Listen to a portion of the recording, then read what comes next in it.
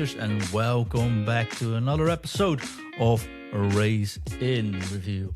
My name is John and I'll be your host today, and unfortunately we aren't joined by Mr. Blue, or in this situation Mr. Orange himself. Just when McLaren makes a comeback, Graham is unable to do it because it's a bank holiday in the UK, and unfortunately fortunately for me, we are also traveling this week, so we had a little spot to do it. But I think we are in good company today because I am joined by the man with the best hair in the business, although he did put it up today.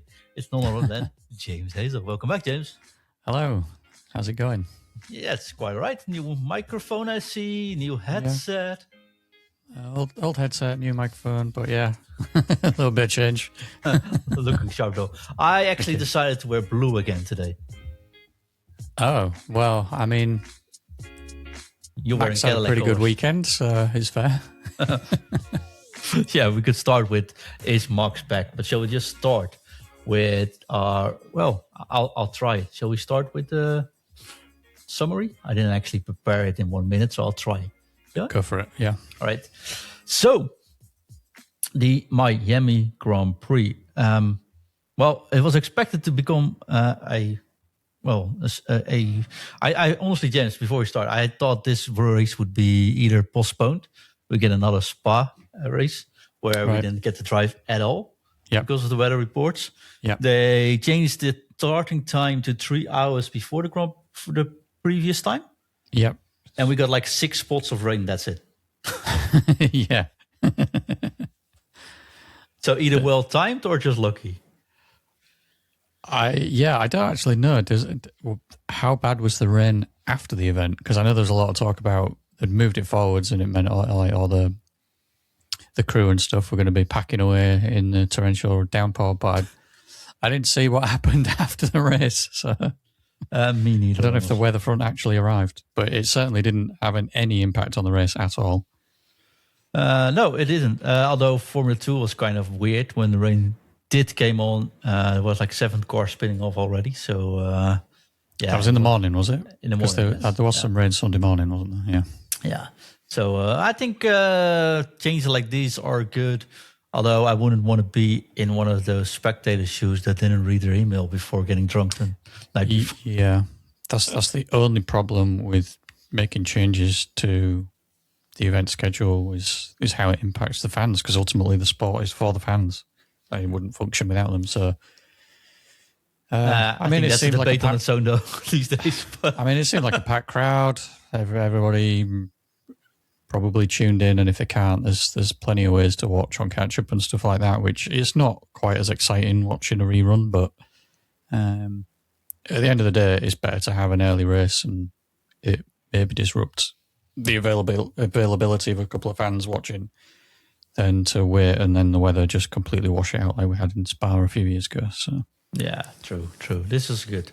Well, the 2026 Miami Grand Prix did deliver some high-intensity drama from start to finish in a race defined by a chaotic opening lap and strategic masterclasses. Mercedes' sensation Kimi Antonelli secured his 3rd consecutive victory of the season. The race began with a major shake-up while pole sitter Kimi Antonelli held firm. Max Verstappen suffered a nightmare start, spinning at turn 1 and dropping all the way back to P10. Also 10 points for that 360. Charles Leclerc took full advantage, launching from P3 to briefly leading the race. And the early laps were further disrupted by 2 significant incidents. In lap 5, Isaac Hajar, who was down the pace all weekend, crashed out, ending a promising weekend in the end. And in lap 6, a scary collision between Pierre Gasly and Liam Lawson saw Gasly's Alpine flip and land against the barriers. Fortunately, Gasly walked away unhurt. Then there was the battle for the lead, because as the race settled, the battle intensified between Antonelli and, the Orange Boys are back, McLaren's Lando Norris. After a series of overtakes and pit stop strategy, Antonelli managed to regain the lead with, I think, his outlap of his life. Norris pushed the Mercedes to the limit in the closing stages, but ultimately finished 3.2 seconds behind the Italian. Not to mention Leclerc's penalty, because after spinning on the final lap and repeatedly cutting the track to recover, Charles Leclerc was handed a 22nd time penalty, dropping him from a podium contention down to P8, which means that Oscar Piastri drove a solo race to claim P3, benefiting from the late race drama. With Antonelli in P1 and Russell in P4, Mercedes confirmed the status of the team to beat this season, and the final classification brought Max back to actually P5. Hamilton maybe a little bit disappointed in P6, but an outstanding result by Franco Colapinto in the Alpine, hitting P7. James, how can we describe this weekend? Successful, maybe? It depends on your take, I suppose. I thought it was a really good weekend and a really good race. I thought the sprint race was maybe boring. Yeah, and it had me a little bit worried for the rest of the weekend. But the race itself, I thought was fantastic. I thought the not necessarily mix up of strategies because everyone basically ran the same strategy, didn't they? But it just varied on when people actually came into the pits.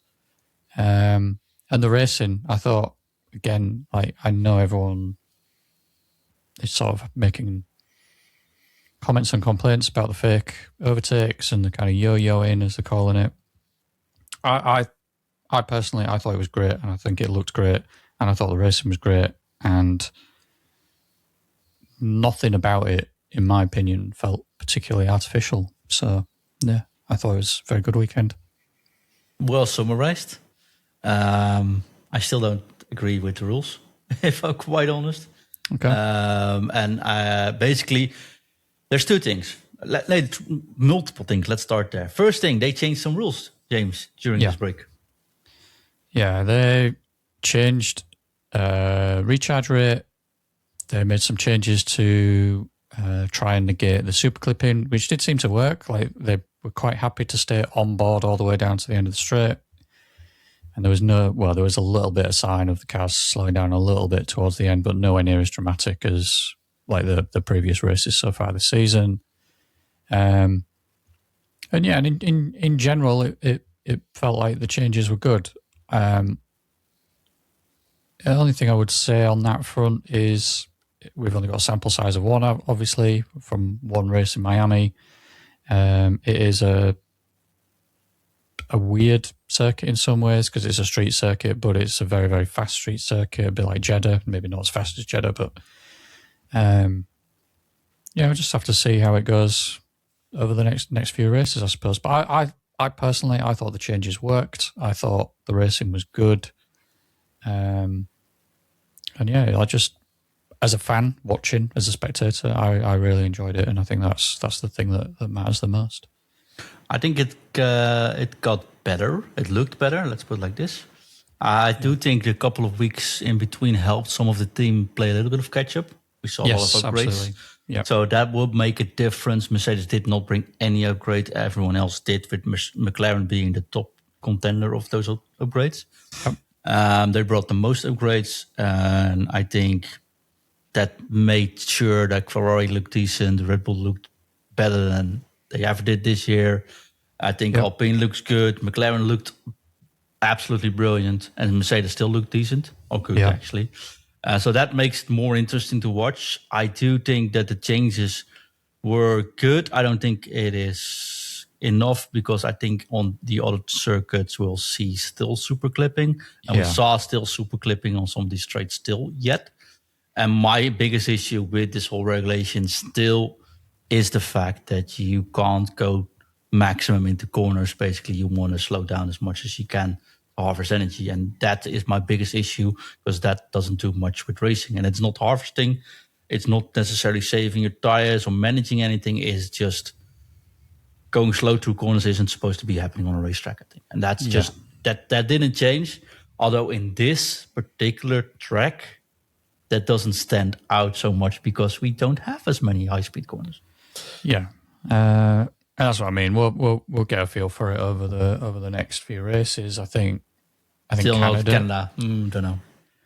Well, Canada's got a pretty long straight immediately into another.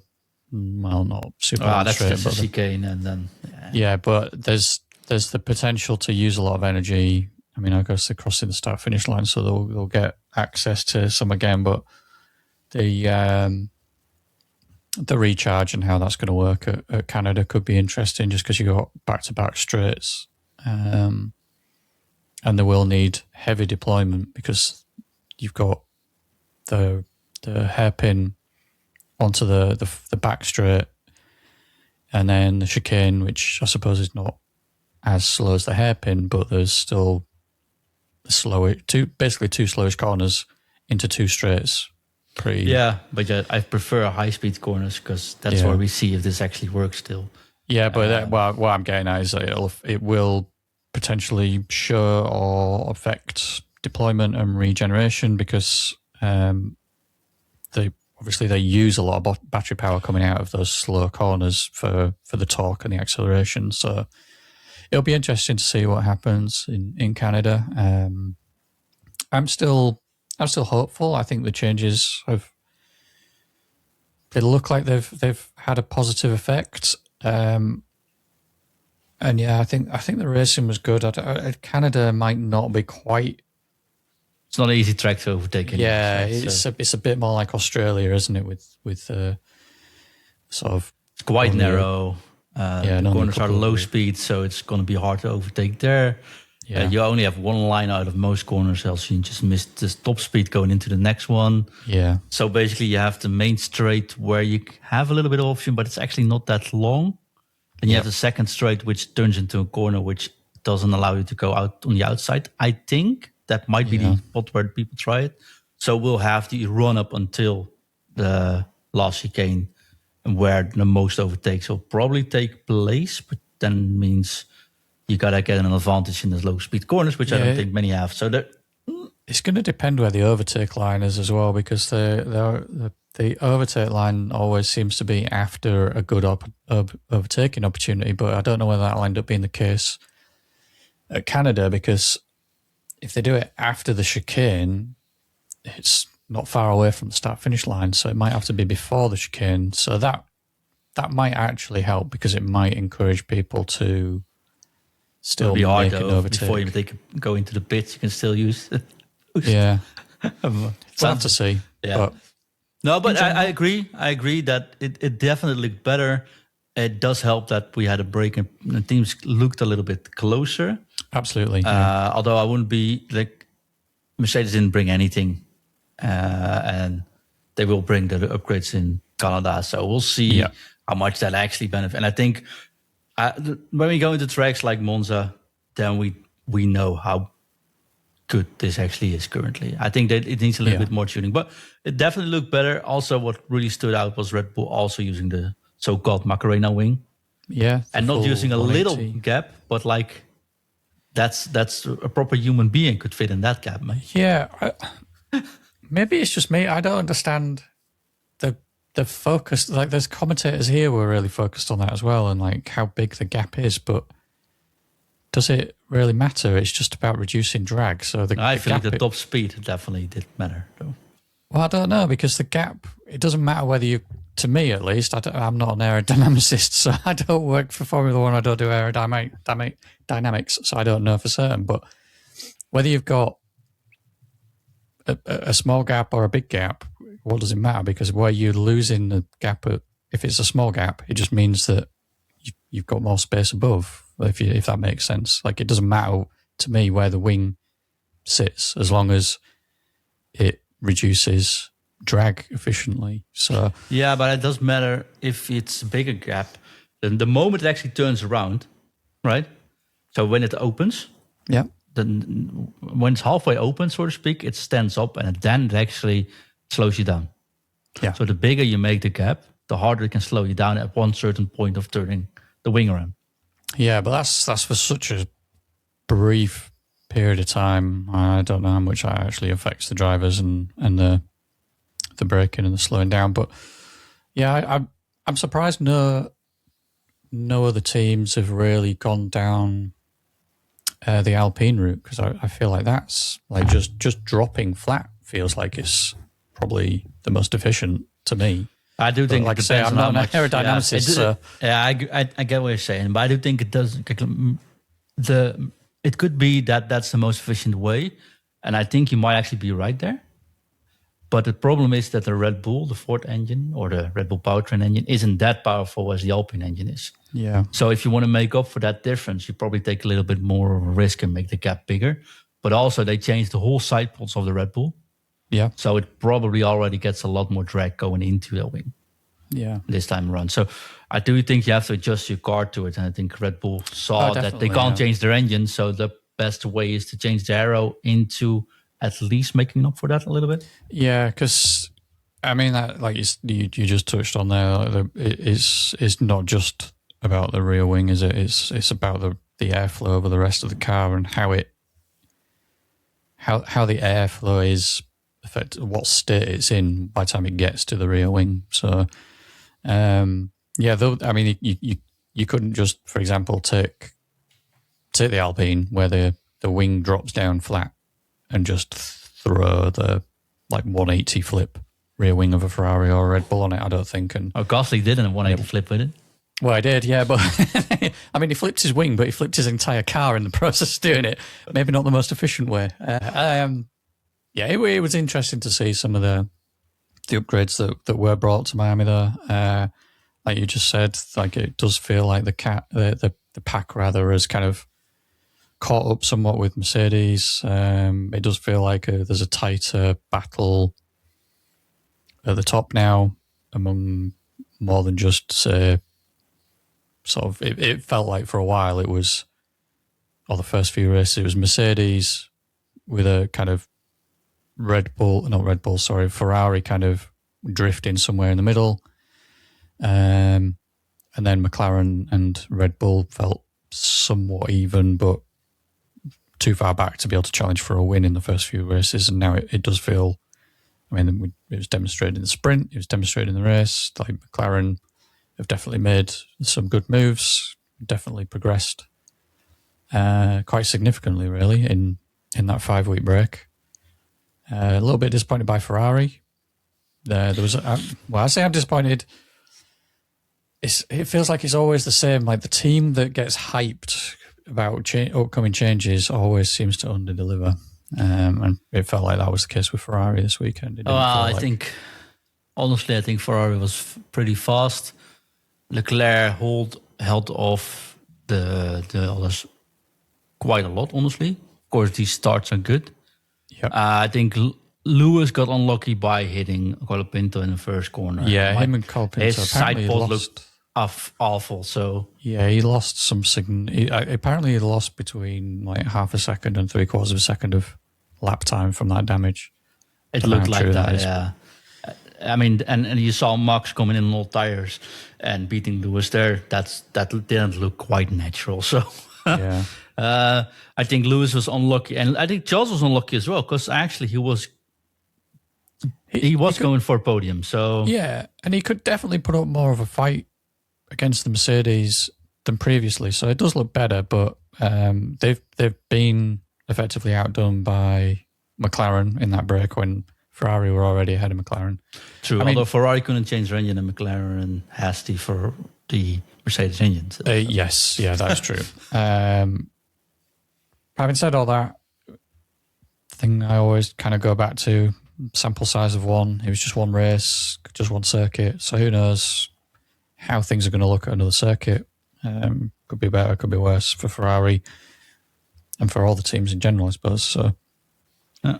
But yeah, Alpine look very good. They look, to me, they're kind of sat just ahead of, well, they're kind of sat where the midfield should be, but they're kind of lonely in that position, aren't they? Because, well, the fact that Haas said the fact we're this high shouldn't be possible in F1.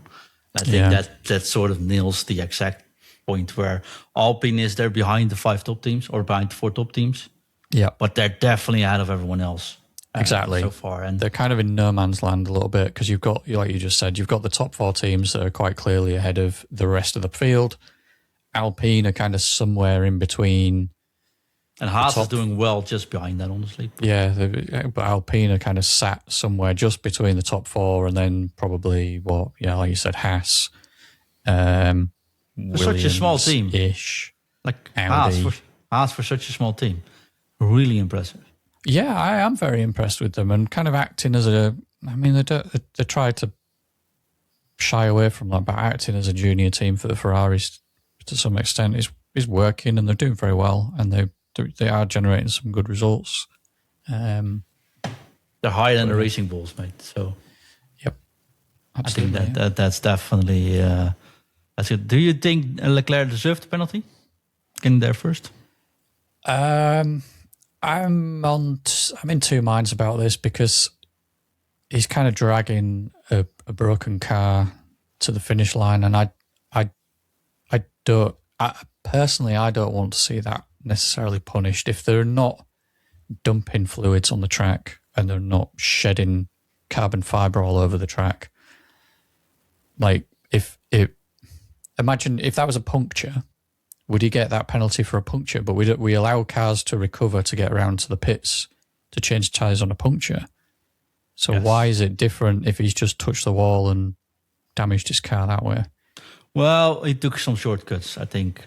Well, he did, he did it because his car, I mean, you could see his car was even kind of struggling to turn. There was clearly some suspension damage or something that had happened there. There was, and the balance in general, like his acceleration out of the final corner or final sort of corners leading up to the finish line, when Max just like powered past him, clearly there was something significantly wrong with the car.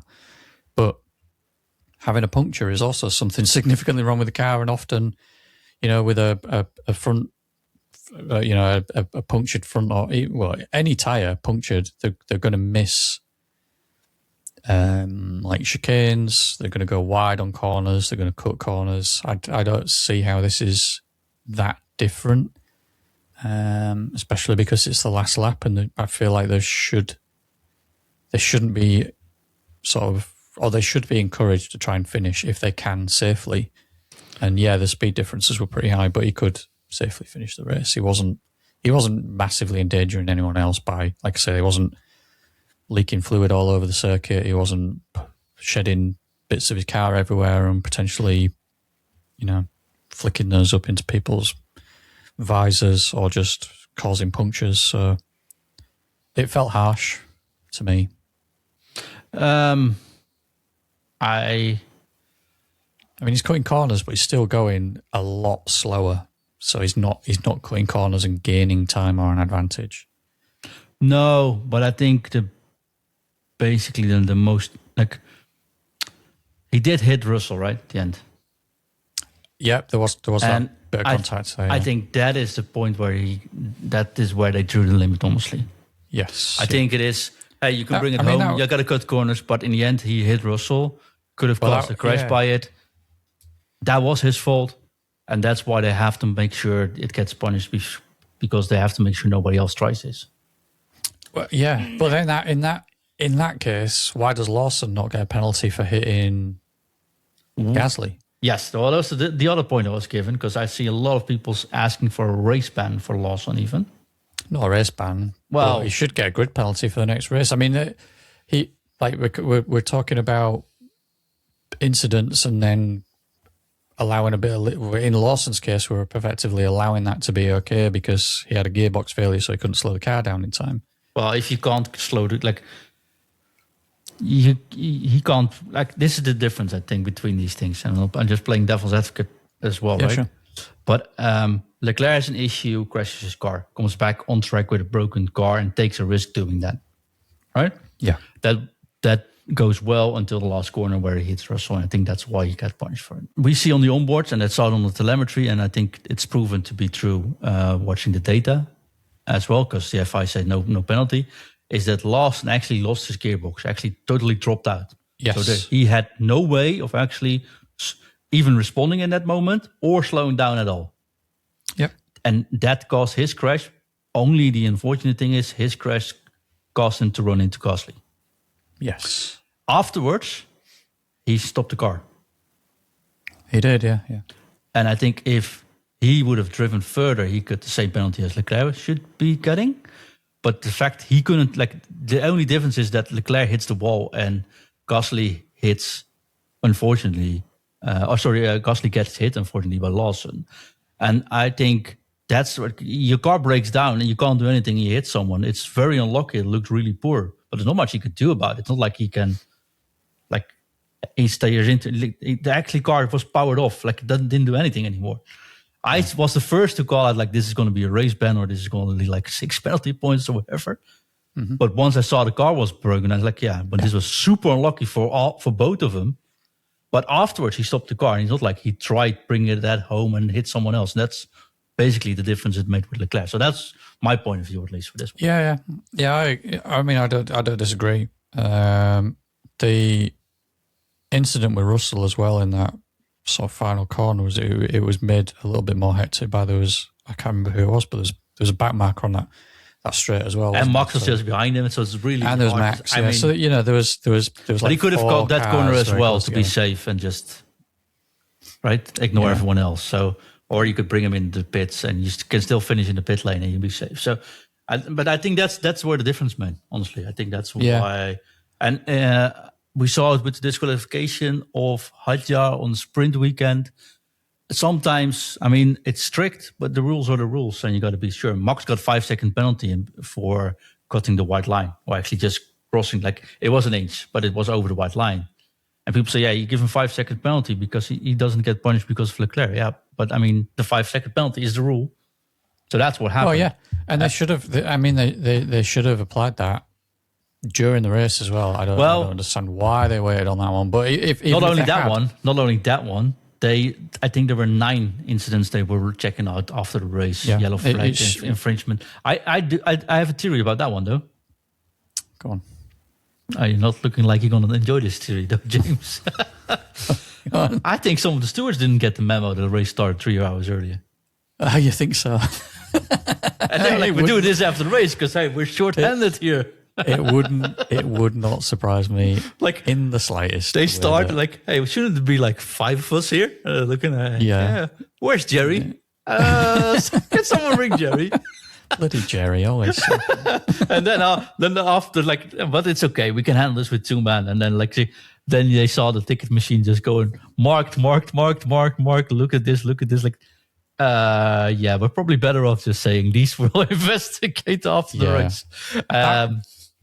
That one in particular, though, I did find frustrating because they can call out track infringements during the race, and they basically have to. So they'll give a driver a warning for exceeding track limits. That's all that really is. It's exceeding track limits, but it's the pit entry exit limits, and they have cameras on that. No, they did not. And here's where the issue is. So when you go to, so I actually did some research for this. So when you go to IndyCar, they have markers, like sensors on board and sensors on the pit lane line. So when they go over, it just gives a signal off. And it's like, you're over, let's say when you start, you're over, it gave the mark, done, toast, you're done. In Formula One, they don't have those markers. They put cameras on lines to watch it, right? Yeah. And they have where the track infringements are, the track limits are, they put it there. But they did not put a camera on the line for the pit exit, which is, of course, is silly, but they didn't do it. And when you watch Max's onboard, you actually can't see it because, well, it's still too high. When you looked at his T-cam, you still can't see it because he's steering. Is he over it? It's sort of maybe on the limit. You don't know. Yeah. So they had to use other cameras to check if it actually happened. And I can imagine, I'm not saying it's good. Just don't get me wrong here, right? No. But I can imagine, like, if you have only those 2 camera angles, you're looking at it like, we're unsure. Should we punish someone for being unsure? We don't know. Let's do this after the race and see if we can find more camera angles. Yeah. And then they saw it happen, and of course, then it's a clear 5 seconds penalty done. Yeah, it is. I mean, that's it's a track. This is a track issue. This is it's an incompetency issue, in my opinion. Like, there is no excuse not to have the cameras on those lines. Like, they strictly enforce that rule. Everybody knows the rule. It's not new. It's not changed. It's been like that forever. I don't disagree at all. But I think there's multiple issues because also when Kimi had a penalty on the sprint weekend for going off limits, right? We didn't see that until after the race when we got Kimi got a strike, like 2 times track limit when fighting Lando. I had to hear that on the board radio. It didn't show anywhere.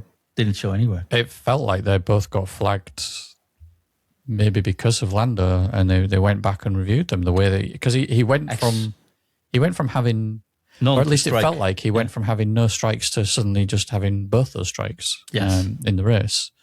And then that's where, like, in generally this weekend has been, I think the decisions taken in the end are probably pretty good, honestly. Yeah. But the fact you can't make those decisions during the race is a piss poor showing. Absolutely. I mean, there are always going to be times when they can't review something during the race because they need to speak to the drivers, and it might be a more complex sort of incident that needs reviewing. Crossing a white line should never ever be something that needs reviewing after the race. So that it's just frustrating, and I can understand the frustration from fans and the commentators, because it got called out over here by the commentators. Like, why does that need to wait? Because it does impact the way a driver drives as well. Like, knowing they've got a 5-second penalty, it doesn't just affect the driver. If Max knew, he wouldn't be saving so much. He'd probably just tear tires off and just go to the end. Yeah, but also think about cars around him. Like, it's going to affect Max and how he drives, because if he overtakes somebody, if he knows he's got a 5-second penalty and he knows he needs to put a 5-second gap on the car behind him for that overtake to actually stick for the race result. Not that he could do it anyways with these tires. But. Well, no, but it affects how he drives effectively, and it affects the cars around him, because somebody. I mean, it didn't end up happening, but that's just a fortunate. That's just purely down to luck. That's not down to the fact that it was how they sort of investigated and implemented the penalty, or didn't investigate the penalty.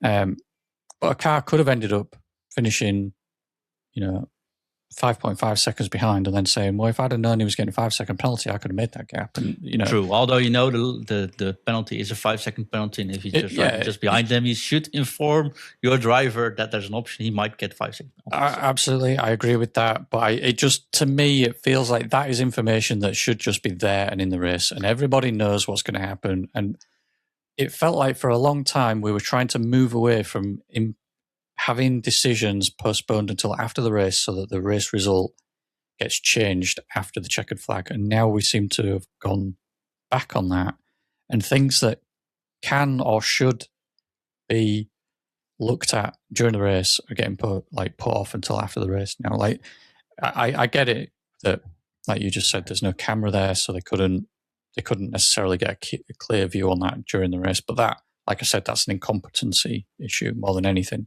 There should always be a camera on those lines, or a way of monitoring it, so they can make a decision quickly. We're living in an era where we measure everything on a car. They should measure that he goes over the line or not. Exactly. We can measure if a football goes over a line in a match these days. The watch of the referee goes off. When it does, there's no doubting it. That's just what happens.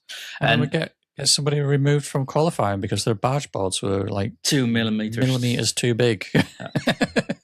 So, I think we both agree on the fact that it's fine to do things after the race when it doesn't result current drivers. Like Gasly and Lawson, if you investigate that one after the race, makes total sense. First, let them check out, make sure everyone's all right. They're both not driving anymore. It doesn't make sense. It's fine. Park that one, and we'll see what happens afterwards, right? And if Lawson hears 2 days later he gets 5-6 penalty points from something like that, fine. Still time for the next race. But I think we also both agree on the fact that track limits or line limits, speeding in the pit lane, those things have to be called on the spot directly. 100%. And in this situation, it didn't matter at all. But I do think it's like Bottas was under investigation for speeding in the track in the pits. Yeah, that's a sensor. You don't have to say he's under investigation. You can just say you get a penalty, period, because you drove too fast. You drove so fast, you actually got a drive-through penalty for it. So what's there to investigate? That's just exactly. Yeah. But I think they're slow. They were low on Stewards because there's a reason for this. I guess the investigation part, it might literally be like 5 seconds of time. It's just a sanity check, I think. It's just to let a human review it fair and enough, say, yep, this data is correct. We need professional stewards on these things. This is still, it's mind-numbing, right? Yep. The referees in football get paid more than any steward in Formula One. Yep. It's like, we don't even have the same. There should be. This is the jury this year. These are the 5 guys or girls that just call it out, period. Yeah. That way you get, we've talked about this a lot, but that way you get structural, the same consequence, or like penalties are always the same. People don't get preferential treatment, or they do, but at least we find out soon enough. Yeah. There's like, it just boggles my mind still. Yeah. I think it is frustrating as well because if somebody is a steward, they then have to be very careful about what they say because otherwise they're potentially seen as being biased. And then sure, but referees in football don't give interviews. So. Well, that's true, yeah, and it is effectively a career path for a driver when they're done with driving. So I don't see why we don't have let's say there's like, I don't know, a pool of 10 stewards, and they don't have to be ex-Formula One drivers. They don't even have to be ex-drivers. They just need to be people that understand the sport, understand the rules, and implement those rules as written with reasoning behind their decision making. And if you can provide good reasoning, you can't ever really be accused of being biased because, if you take Leclerc, for example, if you're just saying, well, his car was broken, he should have retired, he didn't, he carried on driving, that was dangerous, that was a bad thing or whatever, and this is the penalty that applies to that specific scenario, you can't really argue against that, can you? Same with crossing a line, speeding pit lane. They're like, they're all things that you can't be biased to say, oh, I'm going to give him a penalty for speeding in the pit lane because it's all dependent on a fact, not an opinion. So, but yeah, more stewards randomise when they're picked for a race, for example. Paid well enough because we're talking about them. And pay them. Insanely expensive. Like it's James. There's so much to discuss this race, but I do think we have to give credits to Kimi once again. Well done, Kimi. Fantastic weekend in general. Still poor starts. Poor start. Well, apparently his poor start for the sprint wasn't his fault. His engineers or Mercedes basically said that he did everything correct. The problem was, I'm assuming, to do with the way they tune the start and the software. Well, I think that's actually very good you say that because Max, I said that we went to the theater, right, to talk to Max there. Yeah. And he also said, like, I just press a button and I release one clutch is 50% or 25%. We set that up. And I know damn well how to release it and go for it. Yeah. And sometimes I'm 1,000 faster and 1,000 slower, but that's it. Yeah. There's not much to it except software starts. Exactly. If the software doesn't do it for you, you're done. And if someone next to you does respond faster, okay, you're still done. But that's how you start. But usually there's not much to a race start. So it's not much I can do about it. I think the same goes for Kimi, although one time he did not release the clutch properly, and that's why Toto made fun of it. But he has had a bad start. But some of these bad starts, and especially that sprint start, that apparently anyway, at least, was not his fault. And his start for the race was a good start. He just kind of it was just an eventful first corner or two. So otherwise, he raced well. He had a fantastic weekend. Obviously, he didn't win the sprint. He won the main event, and he just had another phenomenal weekend. And to do that when Russell finished, where did Russell finish? Like fourth or fifth? Fourth now, yeah. Which he was lucky with because he could just be fifth or sixth. Yeah, he should have been. He potentially should have been fifth place. he benefited from Leclerc, although Leclerc's that was entirely his own doing. So, what I was really getting at there is that like, Kimi having that sort of result when Russell was struggling is good for Kimi and a bit of a sort of one of those potential moments in a championship, where you deliver a bit of a blow to your opponent, because the thing with this is that they're in the same machinery, and Kimi has quite clearly outperformed him this weekend. Yes, although this is, generally speaking, Russell's worst track, always. So I'm just putting that little bit of remark there. Russell's never performed on Miami. Russell, though, I mean, true, but we have several tracks where Kimi hasn't performed yet. So last season he just sort of tapered off, didn't he? When he went to Europe, went to Monaco, it just went all downhill for him. So there's still plenty to go for, I think. Absolutely. Yeah. I want to talk a couple of minutes about sealing, and especially sealing with Red Bulls. Difference between Max and Hajar this weekend, because that gap was massive. I'm not even talking about the crash with Hajar. Yeah. Also, just give me one moment for that crash. Everyone said that was a mistake, but it was super unlucky, I think, as well. So if you check the board radios from Hajar, he says he's got oversteer, right? So it basically means you point your nose in earlier to get your car straight to the chicane. That one corner he didn't have understeer. He was complaining about understeer. He steered in earlier. The car was steered in straight ahead. And then he hit the corner. So I think it was like, if you're used to steering in earlier because your car has trouble turning, and the next time you try it, you change the setting, you try it again, and the car steers in directly, you hit the wall and it looks really poor. But when you look at the board radio, they were talking about, I changed this setting. Maybe this helps with you. So he was struggling with the car. And I think that's what caused the issue in the end.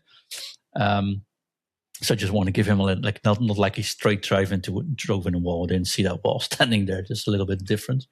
But also, last couple of weeks was like, hey, he's outperforming Max. This weekend, the car seems much better and he's nowhere near Max again. Is this typical of you raise the ceiling and the tall guy can get still a little bit higher and Hajar isn't tall enough currently? I'm unsure on that one, to be honest, because Miami is a circuit that Max does very, very well at. Historically. Are there any tracks he doesn't do well with, though? Well, yeah, to be fair, there's not many. It's more if the car doesn't do well somewhere than anything. But no, he's had some. I mean, when was it? 2022 or 2023 when he won from like 9th or 7th? Yeah, he also started way back in the. So he's clearly fast there. He was very, very feisty and fighty during the Grand Prix. I think it was more than a second on qualifying though. Yeah, I feel like I just play this card as my get out of jail free card all the time, but I'm just going to go with the whole sample size one. Who knows? Maybe let's see how it goes over a slightly bigger period, because he has been doing well. The car's improved, and then he's had one result that wasn't really in keeping with the rest of his season. Now, is that down to the car's characteristics changing? Is it down to the circuit? Is it down to him just having a bad weekend in general? I mean, you can't be sure. But what I said before is what I think is, let's say, let me try to rephrase this in like an actual ceiling in a house, right? Yeah. I like Hajar is 170, for example. Yep. And Max is 190. They're not really that size, but still for comparison. Yeah. Right, and the ceiling of the roof is 180. The ceiling of the car is 180, so both can touch the ceiling easily. Yeah, right. I think now the ceiling of the car gets raised. Let's say it's getting 220 now. Max can still touch the ceiling while stretching his arm, while Hajar is actually having trouble now reaching it. Still, I think that's what's bound to happen if the car gets better. But it could be the case. I'm hesitant to say that that's exactly what it is right now, because I do think Hajar is a good driver. The problem is when it goes bad, and we definitely saw this earlier on in his career in the junior series, and we've seen it, flashes of it in Formula One, but it seemed like it, for a while at least, that it wasn't necessarily there as much, like he might have matured out of it, but he gets in his own head and he gets very frustrated and he gets very angry about things. Well, didn't show that though after he crashed. I mean, he spent about 2 minutes sat in the car after crashing, just punching the steering wheel and punching his own helmet. He was very, very annoyed. So I don't know. I don't know if he let himself spiral a little bit because he was having a bad weekend in general, and he's got into his own head about it, and he's racing angry, and he's not. He's almost maybe potentially just overdriving to some extent. I don't know, but yeah, fair enough. We'll see if the exact same thing happens in Canada. Then yeah, I'd be tempted.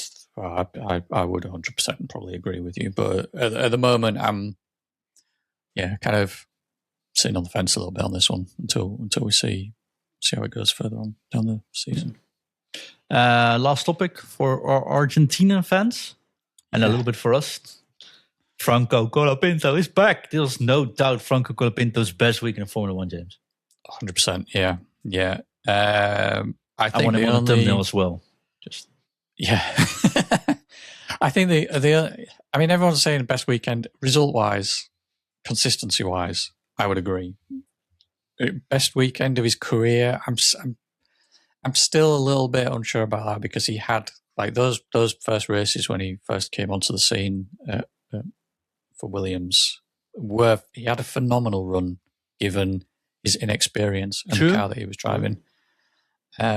And it's what sealed the deal in making him a permanent fixture of the sport and getting him a drive with Alpine. So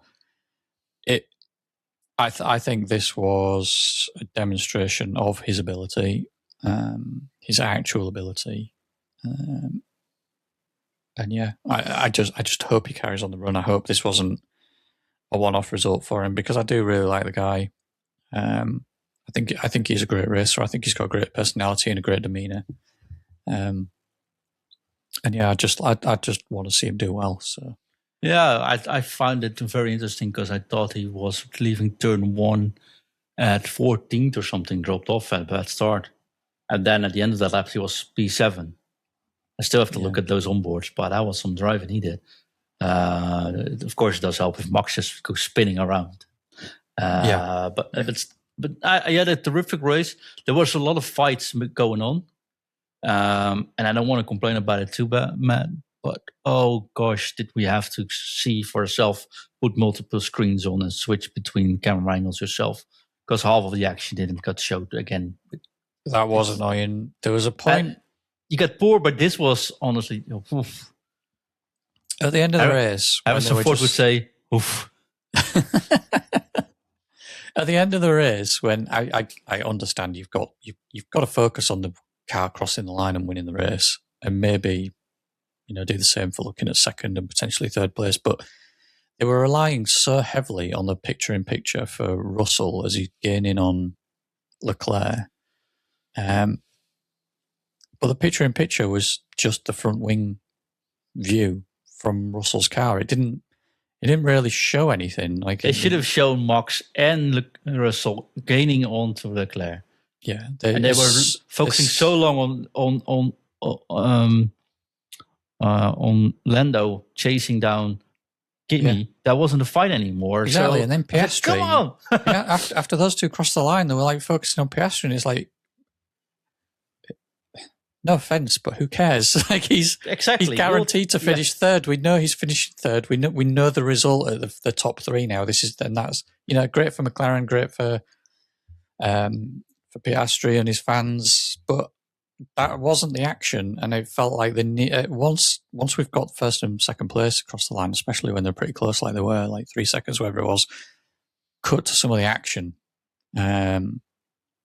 Now, And what we that also was saw some is serious action, so they should have cut to that sooner. And like Leclerc, we had no idea what was actually wrong with him for a long time. Like we know he spun out, we know he hit the wall, or potentially hit the wall. I mean, at one point the commentary here was like, Leclerc's out, he's out of the race, and then suddenly he he emerged, still driving. Which, Yeah. Great, he's not out of the race. But then it cut away from that to follow just Piastri and the leaders. So you couldn't see like half the reasons why Leclerc got a penalty. We didn't catch any of that during the race. I had no idea during the race that he was skipping all those corners and having such a bad time driving. I mean, obviously his lap time was atrocious in the end, but no, there were so many things that didn't like. Max spun out. I was watching Max's onboard, so I was like, "Oh, geez, that happened." Took 2 laps before they showed that. Then afterwards, Max was gaining on front. Like P1, 2, and 3 were steady. They were focusing and just steady going on. Max was overtaking like crazy. Didn't get spotted. Max went into the pit. They saw it very late. He went into the pits on the safety car. yeah. While we're watching a safety car, how can we not check the pit lane if there's someone coming in? And then afterwards, Max is P16. Race starts. Of course, you go into the front. I get that. That settles down. Max is suddenly P7. And then he gets spotted on. No overtakes were shown on the actual broadcast. I saw him on the onboard. I mean, we saw some of them during the broadcast, like when he was overtaking, he was getting past. We saw him overtake Lawson. We saw him overtake the Hasses. We saw him overtake both. Lawson was already out. Yeah, but that was for the safety car. Yeah, but I don't know. I mean, on that one, I'm in two minds because obviously Max is generating a lot of action and he's making overtakes and stuff. But the front, okay, it turned out that it was fairly settled, but it was pretty close and it did feel tense or intense. So I personally didn't care too much there. As a Max fan, for a Max fan, I can understand. Oh, from a neutral perspective, I think there's better ways than doing a little picture-in-picture with the wrong. Well, they could have done more of that, yeah. But you can do 2 broadcast cameras. You can do a split screen, use 1 broadcast camera for the first 2, and do the split screen for the broad. At least don't do the onboard cameras. The thing I don't agree with is just because he spun out and he was going to make some moves that we focus on Max when there was good close racing at the front still. No, so I agree. I agree with you there. But after the safety car restart, after one, I think there's plenty of options there. And I think they missed plenty. They missed Bottas. They didn't even show the drive-through penalty at all. No. Hulkenberg suddenly was out. Nobody knew what happened. Yeah, 100%. Yeah, that was really bad. It took half a lap before they catched up with what happened to Hajar. Yeah. And then something happened with Gasly. But we were still focusing on Hajar hitting the wheel. Yeah. Even like the Lewis and Colapinto at the start, they didn't really catch onto that properly and replay that properly. Or Max and Russell's fight where they actually hit. Yeah. And then afterwards, like, I think they hit my tire. Then they went back into it, but like, that was 2 laps ago now. Yeah. Yeah, it's always the case, isn't it, with Formula One, unfortunately, because... Well, at least we don't get much celebrity spotting anymore. No, there was less focus on the crowd, less focus on the pits, which is good. But then when they're focusing on the race, they're still missing some of the action, which is unfortunate. But yeah, I can't remember the steward that we were, the name of the steward that we were blaming earlier for sleeping in, but maybe it was their fault again.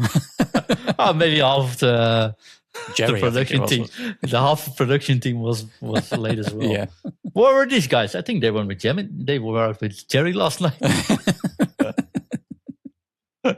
Everyone's still sleeping. Yeah. No, but I do have to give props to the FIA and FOM for moving the race up. That was well done. Yep. I think else we could watch a really poor race or a really poor production driving around safety cars. So I think that was really well done.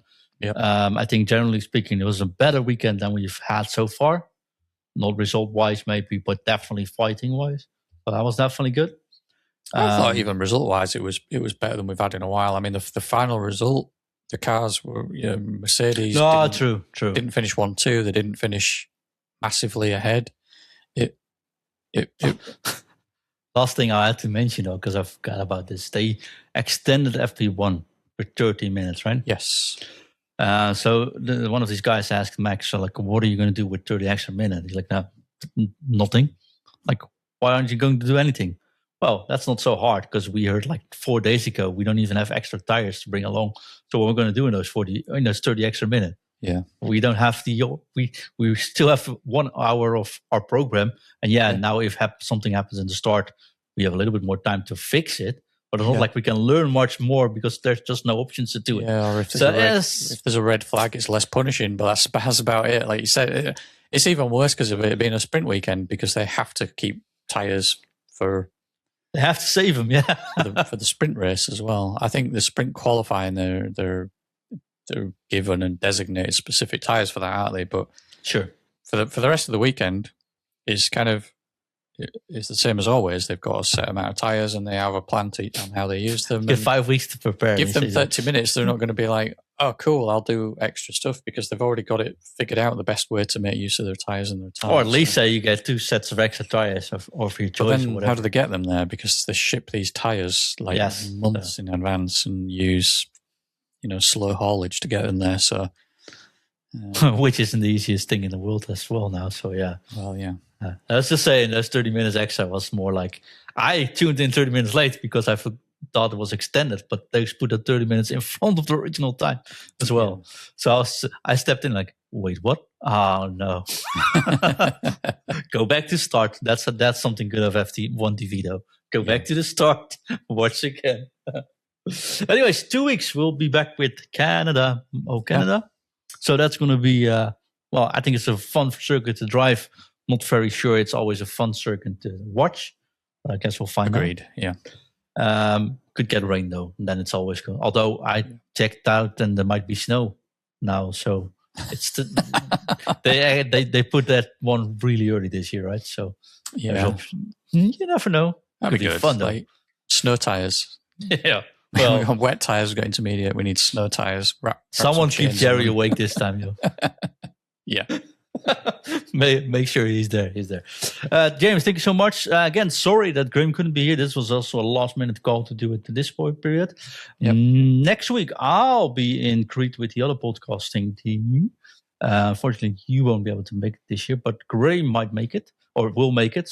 So maybe if there's a little bit of half an hour somewhere there, we do a little recording there, James. But we'll see. We'll be back after Canada, at least for sure. Yep. Thank you so much again for joining us. Your new mic sounds terrific, so keep that work up. Just next time, keep your power outlet into your laptop when you start. I don't know what happened there. Sorry about that. The magic of edit. No one will know what we're talking about. Maybe I shouldn't be talking about it then. But anyways, James, thanks so much, my friend. See you next time. Thank you. Bye-bye. Bye-bye.